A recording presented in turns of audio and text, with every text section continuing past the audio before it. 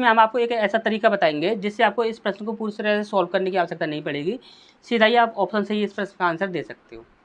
क्या बोला गया है, ध्यान से समझिएगा। यहाँ पर बोला गया कि 121 मीटर लंबे एक आयत का क्षेत्रफल 44 मीटर भुजा वाले वर्ग के क्षेत्रफल के बराबर है। आयत की चौड़ाई ज्ञात कीजिए। हम आप यहाँ पर आप ध्यान समझिएगा, जब कभी भी आयत का और वर्ग का यदि क्षेत्रफल समान बताया जा रहा हो तो वहाँ पर यदि आयत की लंबाई दे दी जाए या चौड़ाई दे दी जाए, इससे हमें कोई मतलब नहीं है।